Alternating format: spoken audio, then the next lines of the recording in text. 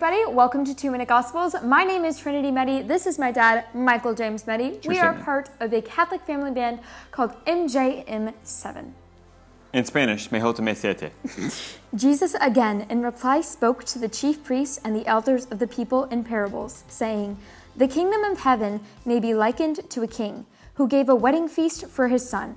He dispatched his servants to summon the invited guests to the feast, but they refused to come. A second time he sent over his servants, saying, 'Tell those invited, behold, I have prepared my banquet. My calves and fattened cattle are killed, and everything is ready. Come to the feast.' Some ignored the invitation and went away, one to his farm, another to his business. The rest laid hold of his servants, mistreated them, and killed them. The king was enraged and sent his troops, destroying those murderers, and burned their city. Then he said to his servants, 'The feast is ready, but those who were invited were not worthy to come. Go out, therefore, into the main roads, and invite the feast to whomever you find.' The servants went out into the streets and gathered all they found, bad and good alike, and the hall was filled with guests. But when the king came in to meet the guests, he saw a man there not dressed in a wedding garment. The king said to him, 'My friend, how is it that you came here without a wedding garment?' But he was reduced to silence.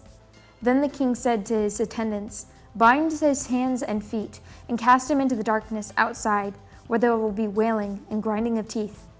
Many are invited, but few are chosen.'" I heard this reading when I was little, and I was really confused as to why the king threw out the man who was not wearing wedding garments. I was thinking, if you were taking these people from the streets, I mean, they might be poor. For all we know, he might have like 2 cents that he's saving up for his next meal. He might just have nothing.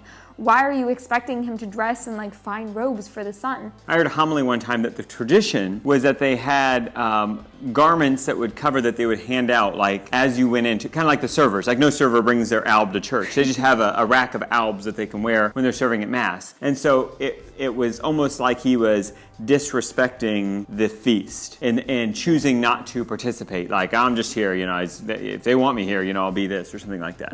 So. Exactly. The king gave him a chance to speak. And I thought it was a bit extreme that the man, yes, he disrespected the king, but why is the king binding his hands and feet and throwing him out? And I later realized that it's a symbolism for being lukewarm.